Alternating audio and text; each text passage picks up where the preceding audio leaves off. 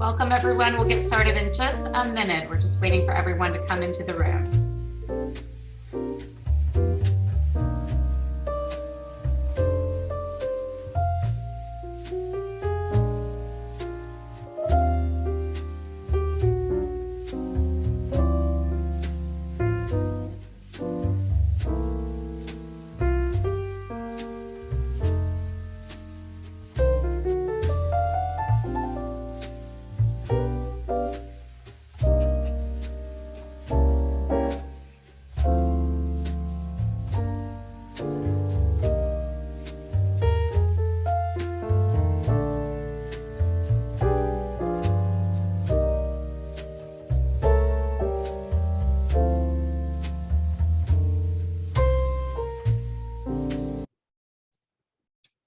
Wonderful. We will go ahead and get started with our meeting. Good afternoon. My name is Carrie Graves, and I am honored to serve as the Executive Director of NAMI Metropolitan Baltimore. I want to thank you all for joining us once again virtually for our annual meeting and awards. The last couple of years have been a whirlwind. We have all spent a lot of energy managing the ever-changing face of the pandemic. We've all felt the weight of unrest in this world. And if all of that juggling took a toll on your mental health, you are not alone. Across our community, we've seen a steady increase in mental health conditions, and along with it, a need for more support, more classes, and more education. So as you'll hear tonight, NAMI Metropolitan Baltimore stepped up, and we couldn't have done it without you, our advocates, our volunteers, donors, and friends. Our mission at NAMI Metropolitan Baltimore is to improve the lives of individuals living with mental health conditions, their families and communities through education, support, and advocacy. Our programs reach peers, caregivers, professionals, police officers, college students, and others in Baltimore City and County. In short, we are where you are. And in order to meet our constituents where they are, wherever they need NAMI Metro, this year, we operated 100% of our programs, both virtually and in person. We removed barriers, ensuring that everyone who needed our support could receive it. I would be remiss if I didn't take a moment to thank the NAMI Metropolitan Baltimore staff for their flexibility, endurance, creativity, and overall drive to support our community over the last year. And we were able to do so to continue this level of support because of generous donors and foundations that recognized that this was no time to back off funding for mental health programming. We budgeted for a deficit, concerned about the effects of the economy on our fundraising efforts, but determined to sustain our programming despite any fundraising challenges. And in the end, we ended with a surplus, positioning us well to further expand in the year ahead. And this stability of funds, due to this stability of funds, we have not only persevered, but our programs have grown. Over the last year, we reached over 14,000 individuals with NAMI's life-changing programs. Our newest program, Ending the Silence, more than doubled in reach, touching students, parents, and teachers in a year that continued to be profoundly challenging in education. We expanded into new areas of Baltimore, forming partnerships to recruit volunteers from harder to reach communities. We hired a staff member to specifically target outreach into West Baltimore and grow support groups, classes, and educational presentations in that area. And we launched a new signature event, Louder, to elevate the voices around mental health and additionally bolster the funds needed to support this important work. And we did so much more. But rather than hear it from me, let's hear from our community, our partners who are vested in our success and in the success of their communities. NAMI Metropolitan Baltimore meets communities where they are, working within the distinct fabric of the social structures and leadership structures here in West Baltimore. One of the key issues since we've been on the ground here is the need for mental health services. West Baltimore has long struggled with deep socioeconomic divides by race, poverty, income, education, employment, and other dynamics. And COVID has made challenges much worse. Foremost, it's the importance of making people more comfortable with the topic of mental health. In many communities, communities, especially in minority communities, mental health is a hard topic for people to tackle. We're excited about the journey we've started as part of LifeBridge Health, providing health services. We appreciate the leadership that NAMI has taken and diving right in by dedicating staff and outreach to help have a healthier West Baltimore. NAMI Baltimore, actually, they meet us in the community every time we ask. If we make a phone call, they're there. If we have a question, they answer it. NAMI has always been upfront, forefront, in a phone call, or it's been face-to-face. NAMI's been a big part of that, of helping us realize that and how to train our people, not only to respond to our community, but also to respond to themselves as well. When you have people from different backgrounds, different careers, I think that opens up for our people to be able to understand it's not just them, right? Here's someone who's willing to stand up in front of us and talk about their life. The more we talk, the more we engage, this person's going to tell that person's going to tell that person. It's a web. Yeah. It absolutely is. You meet us where we are by sharing the resources that you have that we can share with families. The hotline, the new number, I only heard about it before it came on the news through NAMI. So Adelante Latina is after-school program for Latina students with the mission of making them strong candidates to go to college. And most of our families belong to minority group, and they are doubly affected by mental health issues for different reasons: finances, housing, family separation, political reasons. So I'd like them to know that help is out there. So NAMI Metro Baltimore meets us where we are by being willing to come out to our office and have this conversation. We have terrific employees, and they will occasionally have mental health issues in addition to physical health issues, and it is good for us and good for them and their families if we support them, help them get through whatever their challenges are. Having NAMI come in certainly helped. It helped having kind of a neutral third party in the room, experts in the field, as opposed to just someone from senior management. I think it went a long way in considerably more people coming forward with issues and challenges that they may have actively worked to hide. Leadership sometimes is by example. My family has been deeply touched by mental health issues. My sister took her own life when she was 29. Depression has kind of cascaded through my family. And I may have in the past played those things very close to the vest. At this point, I am much more forthcoming about them. And I think that helps break down some of the barriers. NAMI Metro Baltimore meets us where we are by being the warm handoff that us and our patients need, right? So we refer over to NAMI, and this whole team reaches out to them. So we help people who currently aren't able to get insurance for whatever reason. We offer individual and group counseling services for the mental health patients who are currently connected with the Rapid Referral Program. They've been, say, the virtual peer-led groups have been so helpful. It's like whatever the unique needs are of the particular person that's being referred. They help find resources in the community, really meeting them where they are. I think that's been really awesome to see.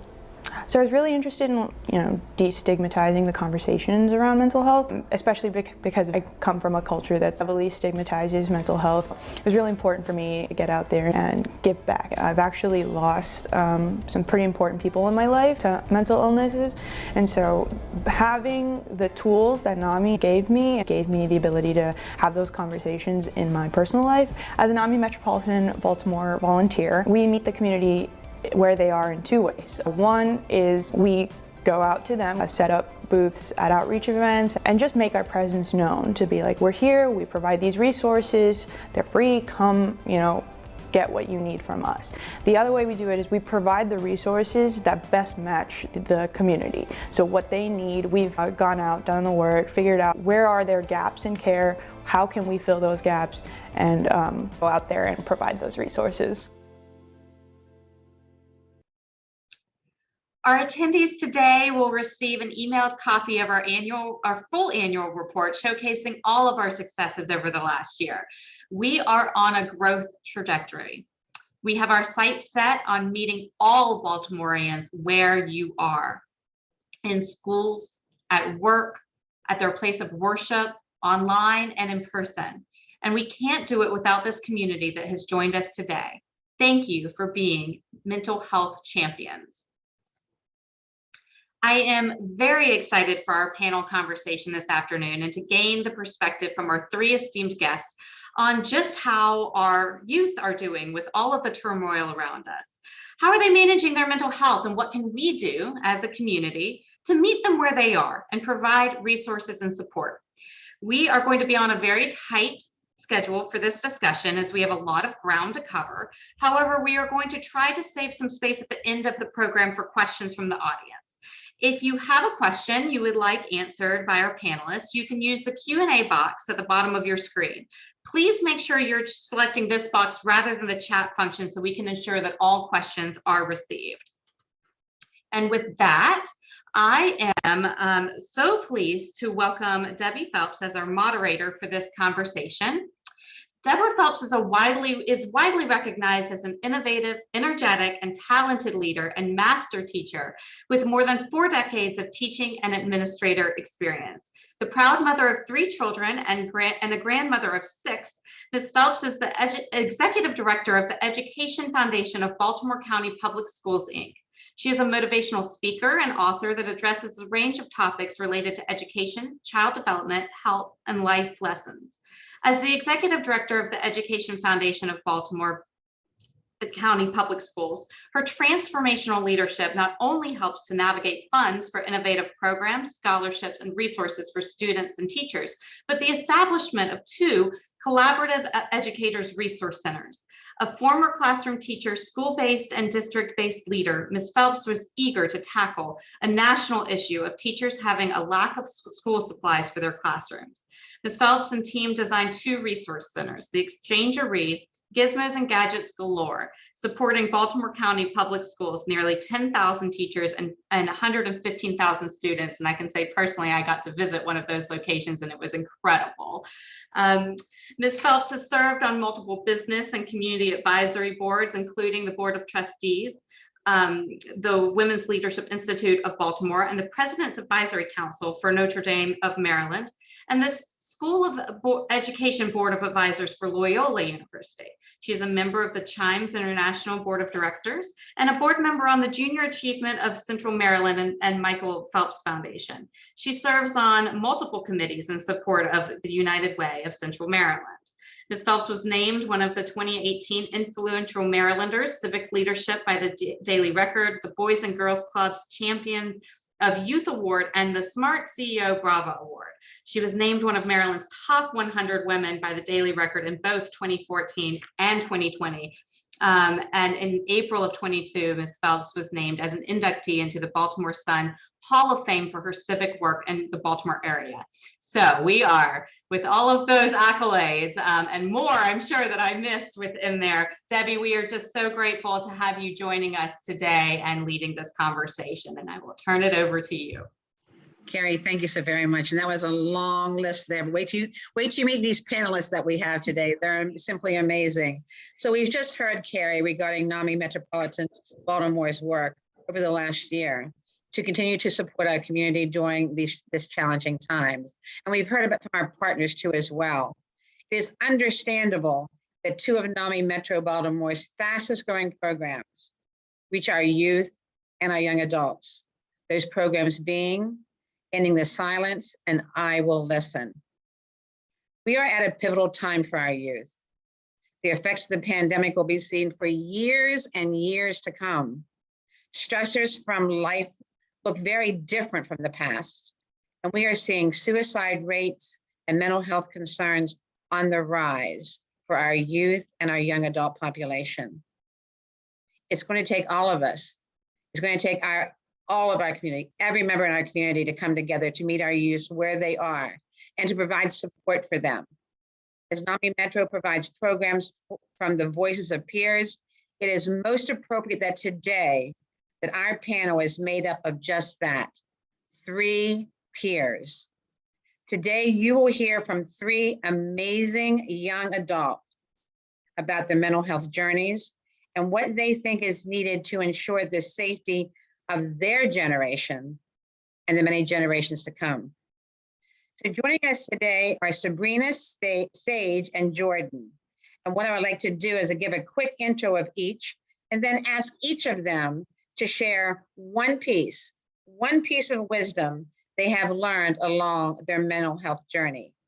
And Sage, we're going to start with you. So Sage Hughes is a 21-year-old student at CCBC studying biology with plans to transfer out to pursue neurobiology and plant science.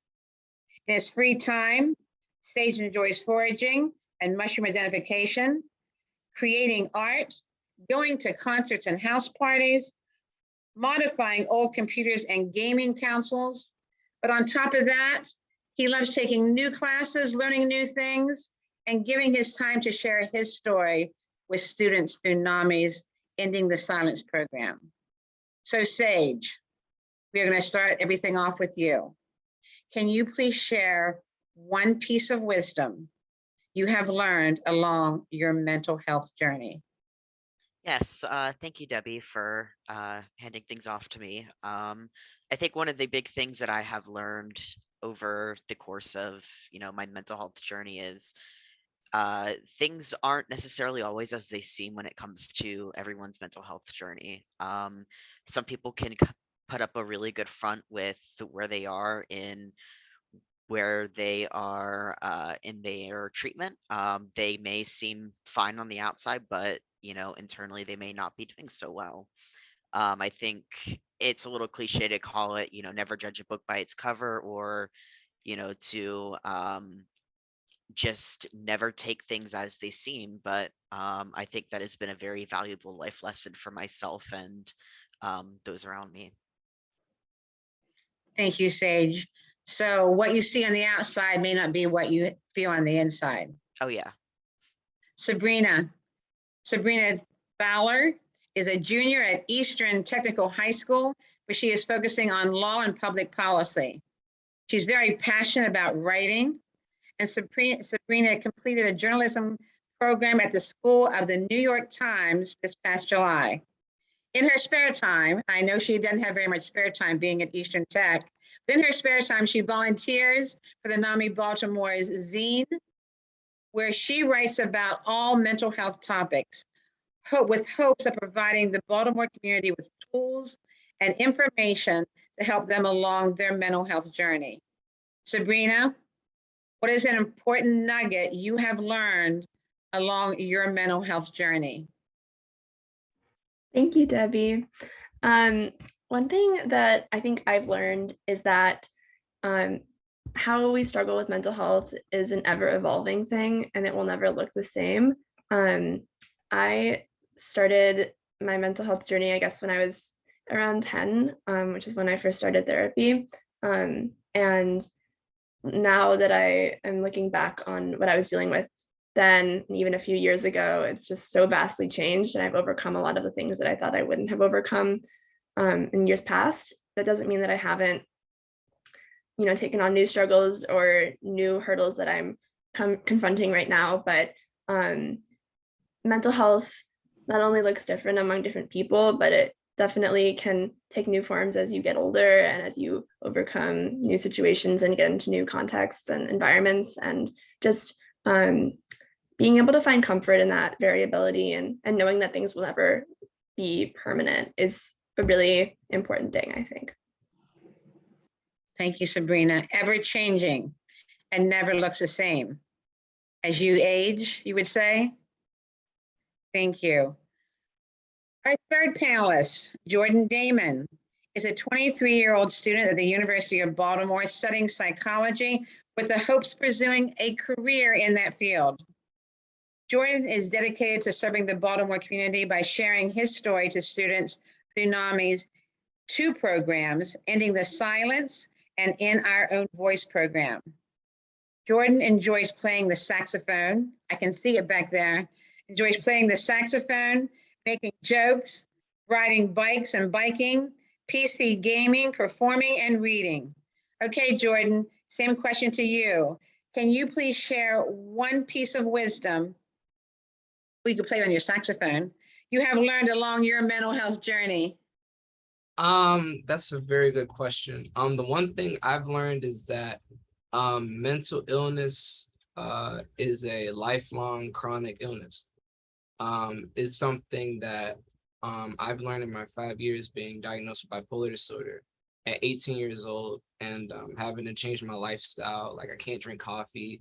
I have to take Parkinson's medicine because I get shakes from my antipsychotic side effects. So it's one of those things where, like, I accept it at a very young age that this is a lifetime commitment. And it's something that I have to commit to be able to live my life. And same for anybody else. It's, it may come in spurts, but when it comes, it comes. Thank you, Jordan. And thank you all for sharing these valuable lessons. We've heard that ever-changing, never looks the same, looks okay on the outside, maybe not on the inside. So there's a lot of things that we need to hear from you about and we need to learn about. So let's get a little bit deeper into this conversation. Let's start today's conversation with the baseline of where we are in terms of addressing mental health needs of our youth. It feels like that we're hearing it more and more and more in the news, at school, in the community, at our universities. But I wonder if this is just surface level talk or a perceived support, or if our youth are actually seeing the effect of this noise or chatter on their well-being. So Sage, let's start with you. Have you noticed peers talking more openly about mental health? Or is it still something that feels like you have to navigate it by yourself? I think overall, within, my generation, the Gen Z generation, I'm kind of like in between millennial and Gen Z. So overall in the Generation Z, I am seeing, more people talking about it. I'm seeing more discussions talking of, going to therapy, going, to see mental health professionals and talking about your mental health openly. And on the contrast, I'm actually still seeing older adults still not talking about mental health as openly compared to those who are younger. And I've even had some conversations recently with, my younger siblings, friends' parents about mental health. Because they were asking questions about, what I do. And I mentioned that, I volunteer with NAMI, and they were asking me questions about, current health, mental health research and that kind of thing. And, they were really curious on, what the current discussions were about it. And they didn't really know a lot about it because back when they were younger and growing up, therapy was something that you just didn't talk about. And I think, in those middle generations, kind of between, the baby boomers and us, with the Gen Z or Gen X, I apologize. It's still a very just like topic that still isn't touched. So I do think, with the younger generations, it is being talked about more and more. But with, some of the older generations and like the older crowds, it really still isn't as talked about as much, just from my perspective and, discussions I've had with people. I ask you, Sage, the age of the youngest person that talked to you about mental health? I would probably say, in my experience, had to be around 5 or 6. Wow. And that was mostly because I was in a treatment program with that person. Unfortunately, I was in a children's unit at the time. I think I was 11 when I was hospitalized in that unit, and the youngest that they could intake for patients was 4. So. But wow, that's very interesting. yes. So Sabrina, before I ask you our next question, what is the age of the oldest person you've had a conversation about mental health with? Mental health is a very it's a hereditary thing in my family. I have grandparents and cousins and aunts and uncles who struggle with it. Probably people in their 50s and 60s.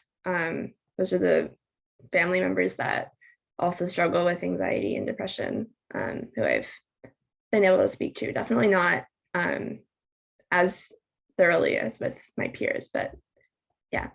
All right, thank you. So piggybacking on Sage's question, as a follow-up question, Sabrina, what do you see as the biggest mental health need among your peers? The biggest mental health need? I would say, again, similar to the theme of this question, just space to talk. I think there's a huge, not only a stigma, but also just just among especially people who are adults or who are leaders in schools and contexts like that. There's just not a willingness to listen to young people about what we're going through, and there's not, or there's solutions are being developed based on misconceptions or stereotypes about what we need to, be given. And I think that there needs to be spaces created that are not only like on the periphery of what our schools and workplaces are doing, but I think mental health needs to be centered, because it's really difficult to go out and step into a conversation that isn't really being amplified, that's sort of just there. But when you centralize mental health, it can become a lot easier to talk about it. And I think that in general, there's just this culture of silence or covering up what you're dealing with unless you're in a really, really private, safe space. And that's super important. But I think that we need to expand what it means to have a safe space and expand what it means to be able to talk to one another, because ultimately people won't be able to understand what it's going to take to help heal and to help recover if they aren't speaking to people on a larger scale. I think there's just not a lot of information out there unless we're making those conversations a bigger priority. Conversations a bigger priority. Jordan, listening to Sage and Sabrina, even if the conversation around mental health has been elevated in recent years, barriers still exist, as we hear and as we know. What barriers do you see, and can you add to their conversation that keep youth from talking about mental health or seeking treatment? I'm gonna start off based on what Sabrina mentioned, which is there's like some sort of void or vacuum when it comes to talking about mental health. We do our part at NAMI doing the Ending the Silence presentations, but the name of it is Ending the Silence, and it's targeted towards youth. It's the culture that we have, but also there's just a lot, but like when people think mental health treatment, they think of, oh, you should go to therapy or you should see a psychiatrist, in the medical field. But mental health can start from home. It doesn't have to start when you sit into the therapist's chair. So there's, on one hand, there's a culture of not really being able to talk about, and because nobody's really talking about it, they don't understand how physical health, how lifestyle can help the mental aspect. So it's kind of like what Sabrina said, like there's information out there, but it's not getting channeled through a bigger platform, in terms of like social media. Like social media, which we'll get to later, is still a barrier with it, because if I share my story on Instagram, sometimes I might be scared, like, oh, what do they think of me? Oh, maybe I shouldn't have said that. Oh man, I shouldn't have put myself out there.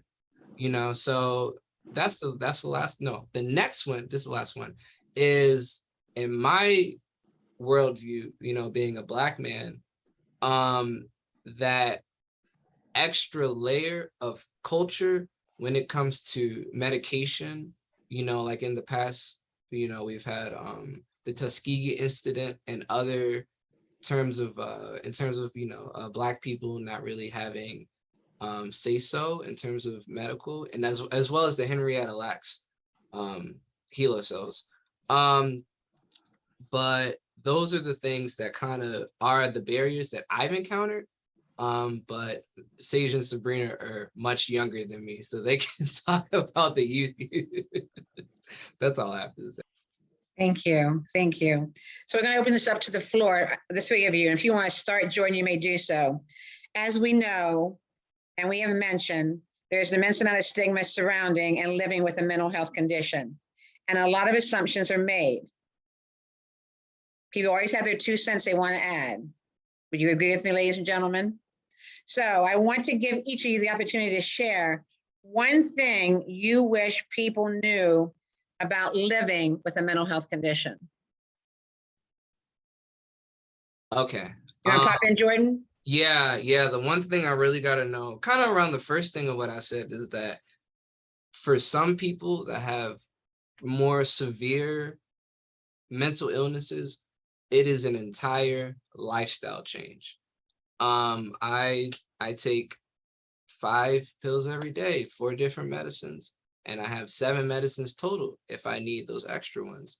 I've had to completely change my lifestyle. I don't drink coffee, I don't get caffeine. I have to physically exercise. I have to drink a lot of water because my medicine could poison my liver. That there's a lot that goes into having a mental health condition besides surface level. There are inpatient units where you go into the hospital to stay overnight, but then there's outpatient where you go to a day hospital, which is like a job, 9 to 3, 5 days a week for a month. Those sort of things, unless you're in it, you only know the people that are going through it with you in the hospital. But other than that, they don't really look at that sort of aspect because nobody really knows unless you go through it. So that's one thing I do want to mention, that like it's just as severe as physical health. Like people, like it's like if I had cancer, what would we do if I go in remission? Everything's good. We ring a bell. For me, sometimes it feels like there's no bell that's being rung when it comes to us as a society. When it comes Interesting. Yeah. Sage, you want to jump in, Sage? One thing you wish people knew about living with a mental health condition. Sure. I was gonna piggyback off that because I was gonna mention as well the difficulty sometimes to access of care is something that I think people don't quite understand. Like I could give my own example of when I was 19, I was diagnosed with dissociative identity disorder. I was diagnosed here in Baltimore at a trauma disorders unit. And at the time I lived in, rural Pennsylvania, and the closest therapist I could see was 45 minutes away. And if I didn't want to move to Philly or Pittsburgh, that was my only option to go to therapy. So I ended up moving to Baltimore to, come receive treatment, and then, also for schooling reasons. But even coming to Baltimore, it took an additional 6 months just to even get in with the therapist that took my insurance, and then to even find one that would, match with my symptoms and other conditions as well, because that isn't just my only diagnosis for mental health conditions. And I have other physical health issues as well that can also interfere with my mental health issues. And now, obviously, this isn't for everybody who has mental health issues. There are definitely a lot of doctors out there that can treat mental health issues, but there definitely are a lot of people and a lot of conditions out there that may have a scarcity of care, especially in areas where there may be psychiatry shortages or therapist shortages. So I hear you, adjustments. It seems like you were continuously adjusting as you had decisions you had to make. Yeah. So Sabrina, how about you? One thing you wish that people knew about living with a mental health condition. I think also piggybacking off of the resources idea, I think a lot of people who, I guess from coming from a high schooler's perspective, the like counselors and therapists or school psychologists and school counselors are not the mental health resources that a lot of people frame them to be. And it's a lot harder to find those resources in schools, which completely shifts the conversation because a lot of times we're told to go to our counselors to talk about mental health, and then those people aren't good resources for us. And then there's a whole new host of accessibility problems and kids who don't have any other resources, not having anywhere else to go. And I think a lot of people don't understand that there's a real need for improvement in that sector. A lot of people are saying we just need more school psychologists or more counselors and mental health professionals in schools, and that's true, but we also need to reframe the purpose of having a school counselor in schools. The only conversations I've had with my counselors have been about college and schedule planning, and it's just not felt accessible or safe to talk about mental health with resources that I have in school. So I think we need to rethink the resources that we think we've provided to people, and eliminate the reality that those aren't as great as we think they are. So Sabrina, that does bring us into talking about schools, and schools are struggling. I mean, our counselors know college planning, career development, goal setting, things of that nature, but mental health is something that it's new to them to be able to help our children. So we're struggling both in identifying and providing resources and knowing what resources will have the greatest impact. So I don't know if you have anything else to add here, Sabrina, but do you feel like you have the resources you need? You don't. You don't. They're No. trying. Yeah. But it's not there yet. Yeah, I think I remember one time in middle school having a really hard time getting through the day socially and struggling to feel like I belonged in school. That was the very beginning of my mental health journey. And I went to my school counselor, and I just remember getting nothing out of that conversation. And since then, I have just not approached school counselors about mental health. I think we don't, I mean, my school counselors aren't even like, when we're told who they are, we're not told go to these people because they're a mental health resource for you, or go to these people when you need help with anything. We're told meet with them once a year to talk about your schedule. And that's sort of the extent of it. I think we have a school psychologist in my school, but she's part-time, so it's hard to schedule an appointment. It's just, there's so much that needs to be done in our schools, and so many new conversations that need to be had. I agree with you. But they are working, they are growing, they are investigating. Let's go to the universities. Jordan and Sage, how about you? At the university level, do you feel like you have the resources you need in order to succeed, or to be able to help you navigate in that pathway? Yeah, I can go first. So I feel like I was able to get the resources I needed pretty quickly because I already, before I went into school, I had taken some gap years and I was on disability to begin with. So they already knew I had documented disabilities and they already knew of my mental health issues. So I felt I was able to get accommodations pretty quickly. Previously, when I was in high school, I had some very similar issues with, there really wasn't any sort of, school psychologist or anything like that. But I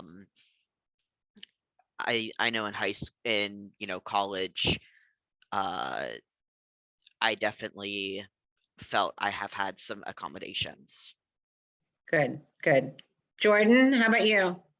That's a very interesting question about university. My bipolar disorder, I've been to 4 different colleges or 4 different universities, and CCBC stage, you didn't know that, but I got my associates from Oh, CCBC. okay. Yeah. And it's just kind of night and day with some of the 4-year universities I've been at. Some of them do not have a very put together disability services.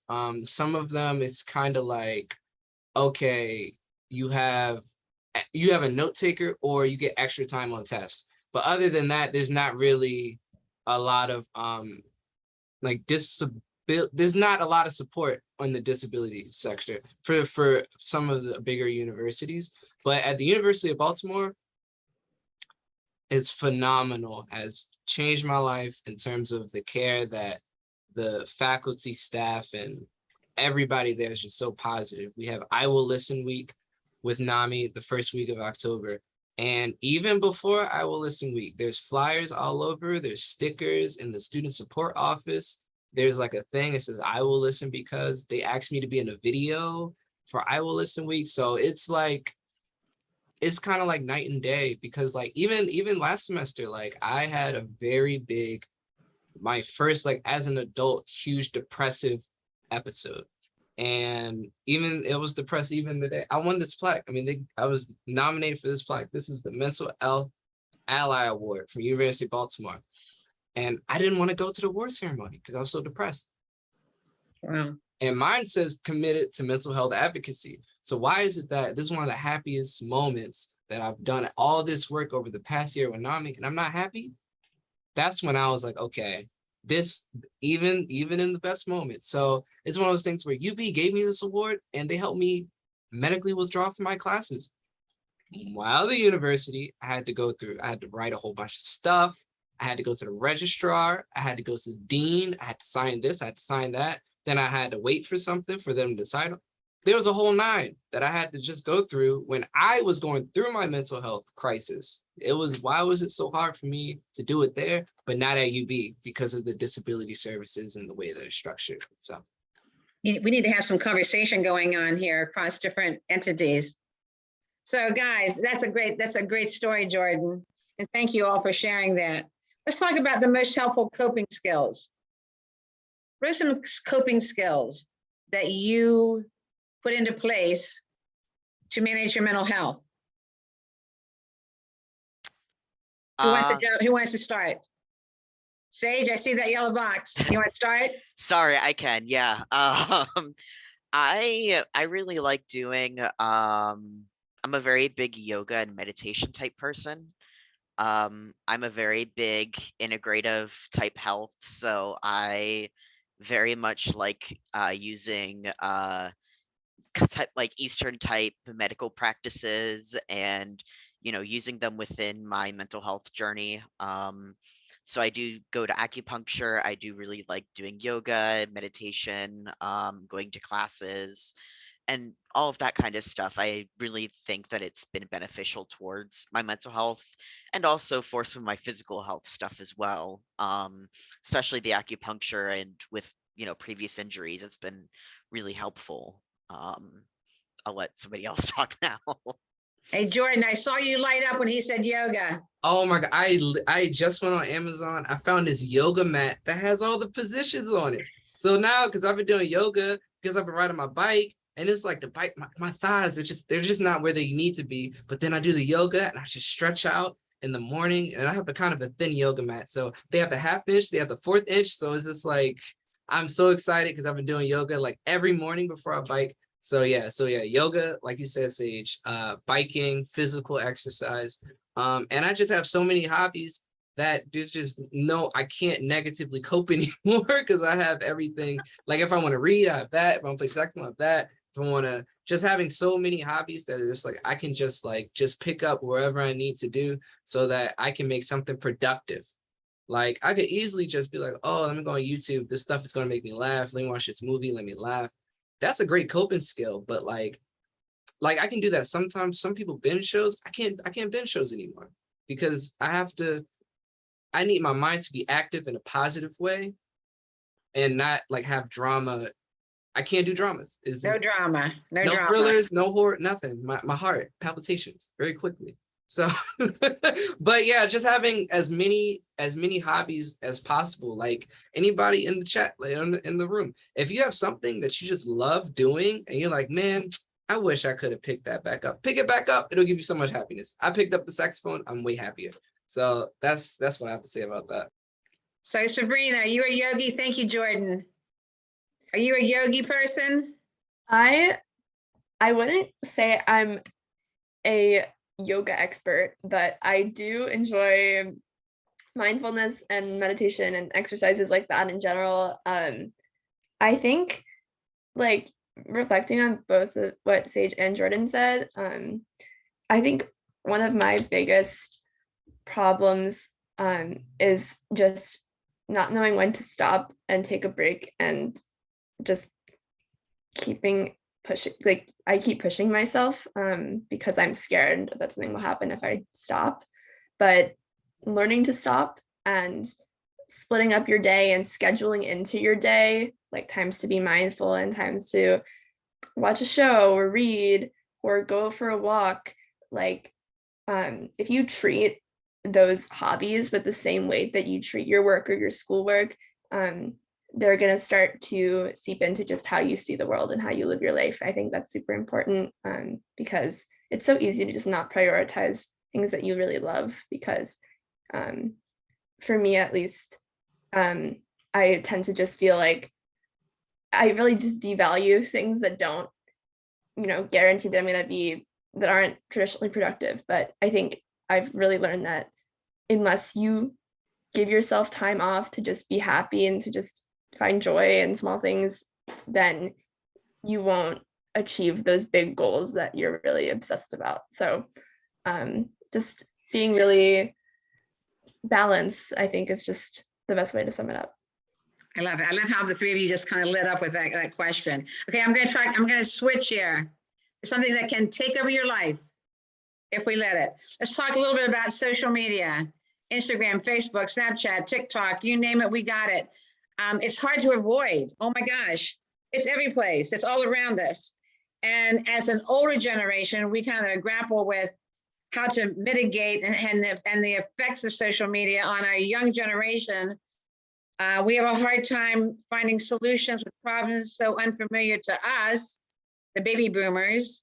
So social media use has been linked to increased anxiety, depression, and a feeling of isolation and not being popular. Do you have any experience that when looking at your social media accounts, do you feel any of that when you look at your social media, or you have to zero out your social media accounts? Not doing that anymore. What are you doing, guys? Sabrina, I see a smile. Give us some conversation here. Yeah, social media is very big in my life and among my peers. It's so easy to, I think this is a very common metaphor that's used, but on social media, people show their highlight reels rather than their real lives. It's just what people have curated to make, to go out into the world. And when you're scrolling, you have all of your life and all of the struggles and pain and less glamorous stuff that you're going through in your mind. And then you're only seeing other people's best moments. And that can be so difficult because you feel like you are supposed to also just only be having good moments. And just that the endlessness of social media, the fact that there's never nothing to see, makes it just an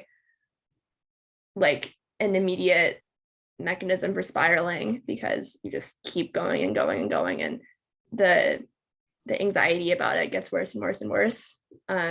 So it's definitely played a huge role in my mental health, and just especially in just comparison and how that impacts me. I think that's really commonly talked about, but it can really weigh on you and your own self-concept. So I think in that way, social media can be really harmful.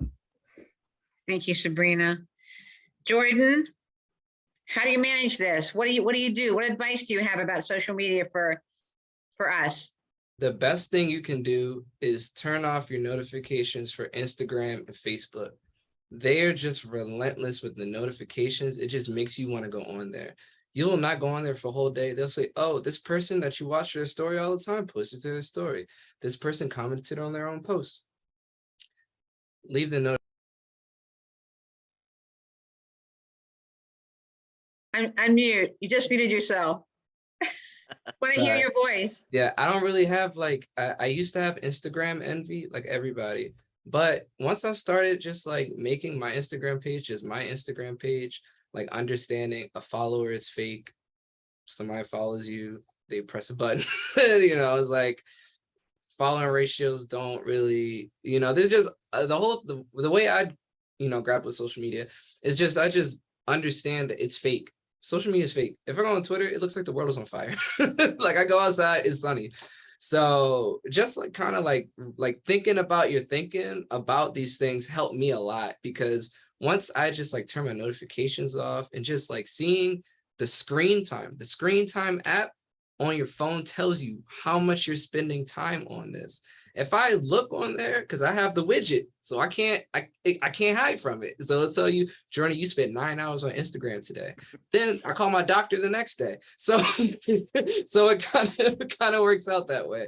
But just try not to don't let it eat you. Because like the thing is, like they have, you know, the Tower of Babel in the Bible, like everybody, when we all spoke the same language, we were trying to get closer to God. I should not know what one person in Zimbabwe is saying on Twitter. Do you see what I mean? Like we're so connected, and then you put the pandemic on top of us, where it's even more of a disconnect. So then it's just like our world has been so virtual for the past almost 3 years that we just think is real. You know, like that's really that's how I think about it, and that's what helped me the most. Was just like unplugging for like a whole month and just realizing how good my life is with not having all those notifications. Yeah.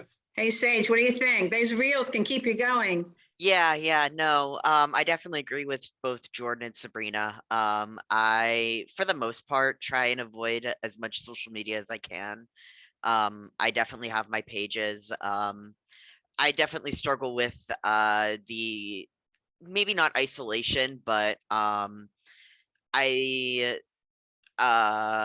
what's the word? Like I do have like a photography page on Instagram for like when I go to house shows or when I do photography at concerts or venues and that kind of thing. And you know, if a certain photo that I really liked doesn't get enough, you know, likes or whatever, it can sometimes be a little depressing.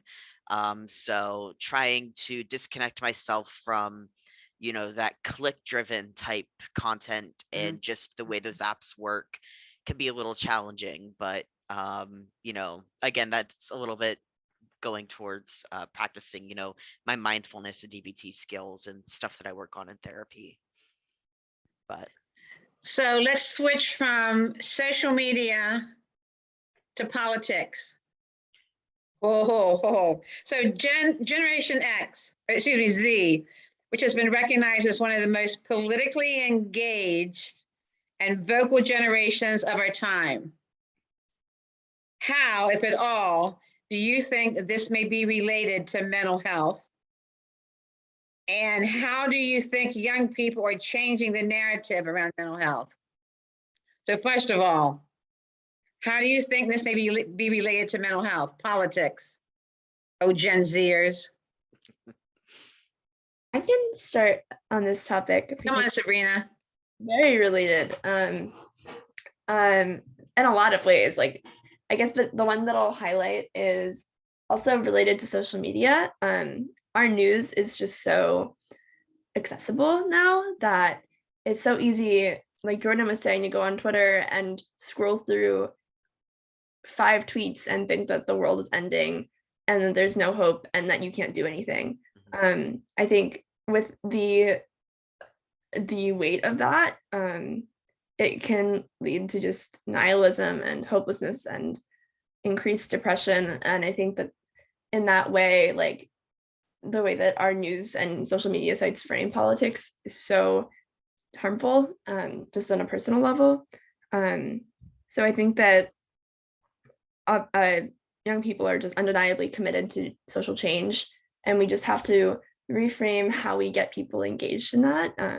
We can't make it, it's not sustainable to say that unless you get involved, everything's going to end. I think you have to build forums that are community-based and positive and optimistic, and about getting to know people on a personal level, and local level organizing, I think, is really important too, because tangible change is so much more, it's tangible. It's in the name. And when you feel like these problems are out of your hands, that's when it really starts to just cycle into desperation and hopelessness. I think recentering your conversations and not catastrophizing is really important on a mental health level. So Jordan and Sage, would you agree with what Sabrina said about the political landscape? Because we have about 5 minutes. I want to ask you one more thing. I can't speak on that because politics? I'm not in politics, so I can't really. Yeah, I'm gonna let Sage take it though. Okay. Sage, anything you want to add to that? Yeah, no. I was just gonna say I definitely wholeheartedly agree on that. And along with, the change in technology as well from the older generations to the new generations, back in the 1970s, it used to be, you would have 5 or 6 o'clock news, and that would be it. You would have your morning news, and then you would have your evening news, and then, you'd go about your day. But now we have, on both political sides, we have 24-hour news channels with big headlines that, both sides have very heavy media biases. And then we not only see that on these 24-hour news channels, but we see it within, tweets that are constantly going out 24 hours. You see it on Facebook posts. You might see it on Instagram posts. And, it's a lot of catastrophizing. And then you might see minimizing as well of, things that should be important. But then catastrophizing, these other things that aren't maybe as important as, All right. Yeah, you get what I'm trying to say. I do get what you're trying to say. But I told the audience how great you guys were. So I have one more question to end this panel today. Okay. So you ready? Yeah. All right. So as we leave this conversation with this one last question, I would like to tell the audience, what's one thing you hope changes about mental health care for your generation? For your generation, one thing that you hope changes about mental health. And you're on the clock. Okay. Jordan, unmute and give us your answer. I got you. Basically, one thing that I want to change is the focus on more severe mental illnesses, because those are heavily stigmatized, like schizophrenia and stuff like that. That's what I really want to change. Like anxiety, depression, all those things are very important, but this small minority percentage is just as important as that. So ending the stigma on that type of thing and having more conversations on those illnesses. Thank you so much, Jordan. Sabrina? This is hard. I feel like there's a lot that I want to see change. But top 3. Yes. Okay. Ending the stigma, also definitely want to second that. I think not treating mental health as a peripheral concern when we're talking about health in general, not just saying that it's like this other aspect that we can talk about if we want to, when we're at the doctor or in settings like that, making sure that it's talked about on at the same level of frequency, with the same weight and importance added to it. I guess that would be my other thing. It's just making it, the way to destigmatize is to centralize and to make it something that people just have to face when they're going through the world, even if it's not something that they're dealing with. Just seeing it talked about more is just really important to me.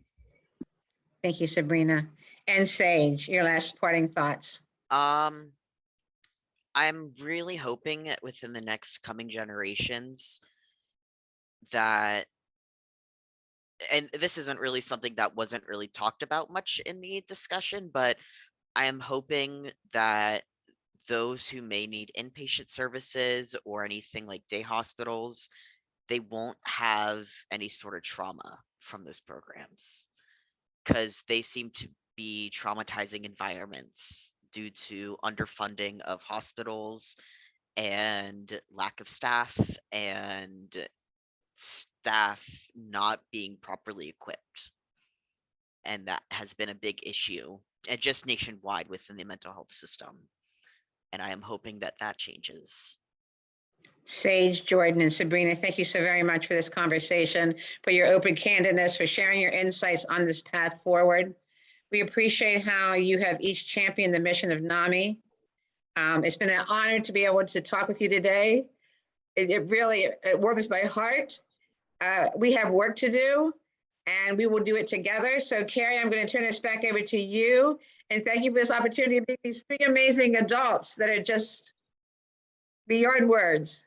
They are absolutely incredible, aren't they? They are. You all are. And Debbie, I want to thank you so much for leading this conversation today and for joining us. We have a an overwhelming number of questions in the chat. So, but we are unfortunately out of time and need to move forward as well. So what I'd like to do is have our panelists, they can stay on and chat in some answers into our Q&A and give some answers to some of those questions out there, because there are a lot of great questions. Real quick before you all jump off screen though, I want to ask you, because it's a question here, are your career goals related to mental health? Any of you think that you'll go into the mental health field? Oh, I'm getting some nodding heads. Okay, good. And if not, that's okay too. It's okay to have other aspirations, but I think we've got an audience here who all thinks that you would be wonderful going into the mental health field and helping others. So again, thank you all so much for joining us. Debbie, thank you for your expertise and wisdom here. Jordan, Sage, and Sabrina, you are incredible. Thank you. Thank you. Let me get our slides back up here for you all. Great. Okay, I hope you all enjoyed that wonderful conversation as much as I did. I learned so much from everyone there on the screen, and from our audience members participating as well. Thank you all for chatting in and for your questions, and I hope that our panelists will drop some answers for you in there. So moving on with our program this afternoon, the annual meeting is always bittersweet. It marks a time where board term limits come to an end, and our board members are an integral part of the success of this organization. They set the strategic direction, they raise critical funds to ensure our success, and they are our ambassadors in the community. They work tirelessly to raise awareness and build partnerships. And we have 2 board members who are reaching their term limits and will be rolling off the board this year. So I'd like to take a moment to recognize John Rappaport and Steve Spurrier, who Steve has been serving in an ex officio role for the last year after his presidency on the board. And I'd like to just take a moment to thank them both for their dedication to NAMI Metro Baltimore. And I am also proud to welcome our new members to the board who will carry their legacy forward. This year, the Board Development Committee recommended to the membership the election of 5 outstanding candidates for service to the Board of Directors. Our members have been voting electronically over the last month, and I am pleased to re-welcome Toysia Kelly and Mark Schubert for continued service to the board, and to welcome our newly elected board members who you can see here, Greg Cross, Nikki McCann, and Araba Mays, to the NAMI Metro Board of Directors. We are very excited to have you 3 join us and in helping us to achieve our mission goals. And now I have the honor of introducing our board president, Glendora Hughes. But before I give Glendora the virtual mic, I'd like to take a moment to recognize her service to NAMI Metro Baltimore. For the past 7 years, NAMI Metro, its volunteers, partners, and board have been fortunate to have the leadership of Glendora, including the last year as board president. Glendora has leveraged her personal experience and work experience in civil rights to NAMI Metro Baltimore's benefit. She has held countless leadership roles within NAMI, has seen us through 2 strategic plans, and has always stepped up to ensure our success. While Glendora's time as chair of the board is ending, we know we can continue to count on her to advocate for us in the community. So thank you, Glendora, for many years of dedication to NAMI, and I will turn it over to you. Let's get you up on the screen here. Oh. Glendora, are you able to turn on your camera for us and unmute? I can't turn my, let's see, because the host, you have to turn it on. Got it. Okay. I was saying that I can only ask you to turn on your video. There we go. You're on. Oh, you're off again. Well, I don't see me. Let me see. Okay. There you go. There you we are go. up. Technical problems. So good evening, everyone. Thank you for those kind words, Carrie. It's my honor today to be here with so many of you who have contributed to so much of this organization. As you can see, the huge list that's on the screen. I am honored to be a part of an organization that truly understands that to meet the community needs, you have to meet the community where they are. That means, accessibility, demystifying the help that people would need, and customizing the services that we give, and not falling into that one size fit all, as we heard from our panelists about how their interaction with resources were less than what they were expecting because of that failure to look at the individual. Somebody needs to when? be. Oh my. So NAMI volunteers, as you see, are the heart of this organization. They are family members, they are peers, they are students, employees, faith leaders, and mothers. They are high school graduates, as we saw, and MBA candidates and college students, as we saw from some of our panelists. They are diverse in race and ethnicity. They are loud, passionate advocates and quiet champions.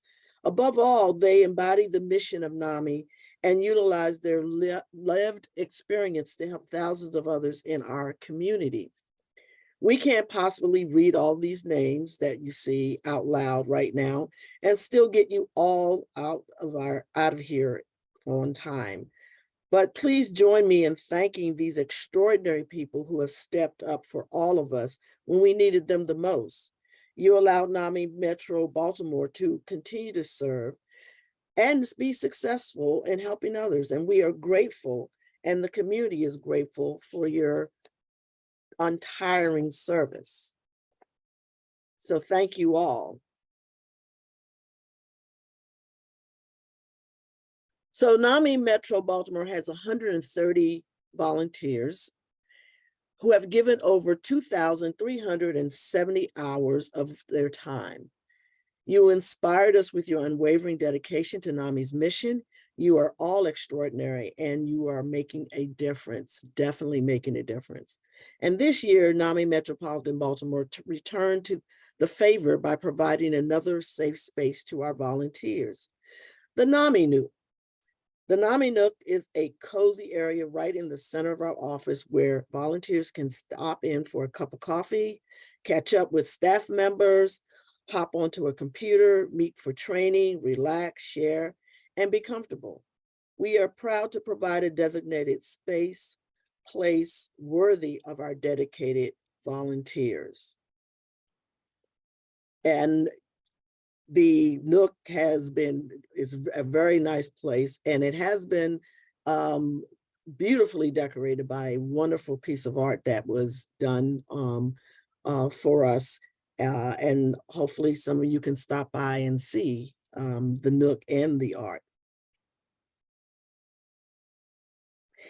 Each year we take time at the annual meeting to recognize a few individuals and groups who do outstanding work in the community. We seek nominations from the community to determine our awardees.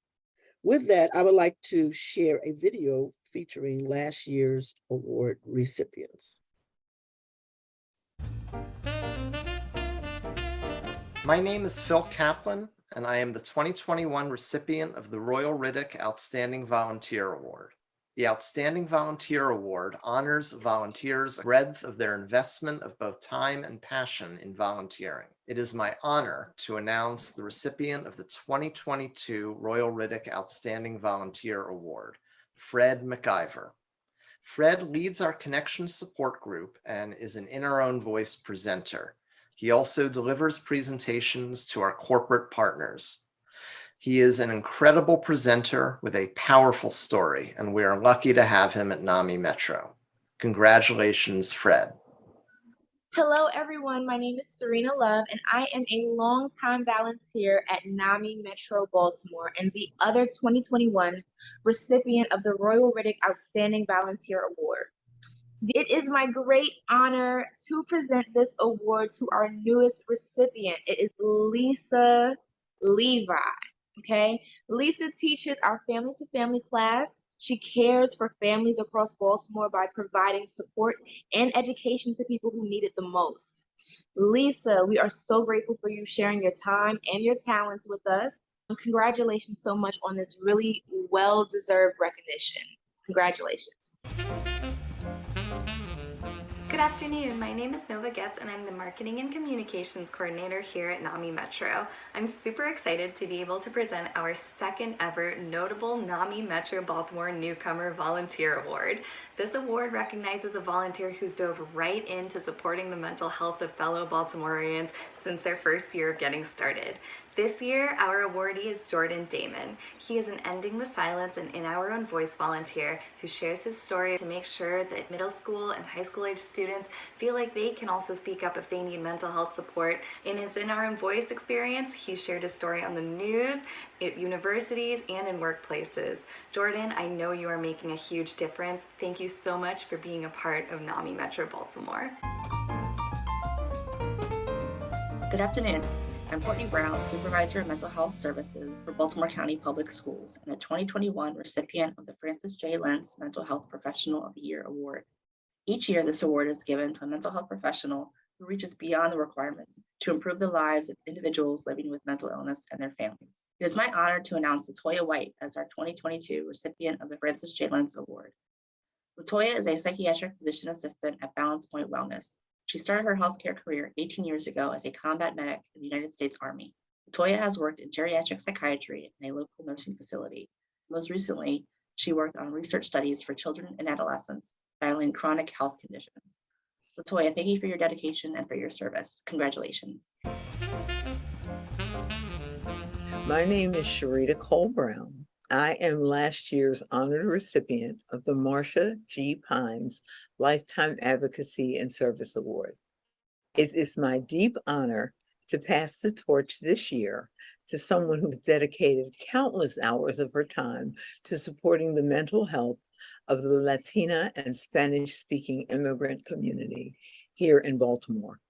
This year's recipient is Monica Guerrero Vasquez, the Executive Director of Centro Sol. Monica, we at NAMI have seen firsthand your commitment to having open and honest conversations about mental health. Congratulations.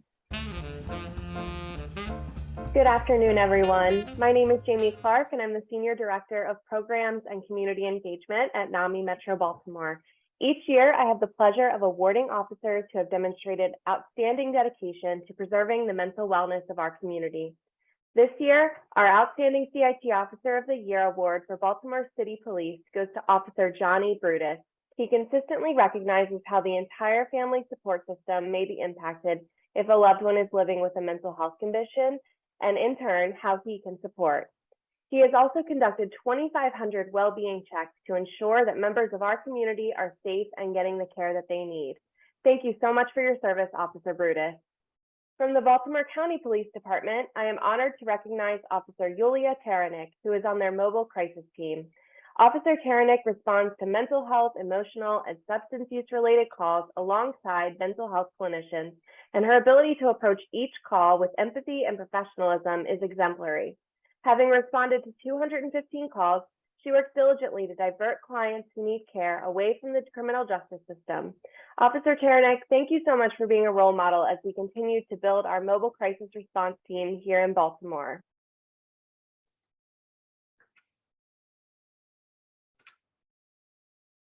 So let us congratulate all of our award winners this afternoon. We are grateful for your contributions to both NAMI Metro and Baltimore and the mental health community overall. Congratulations and thank you so much for your service. Wonderful. I echo Glendora's congratulations to our award winners this year.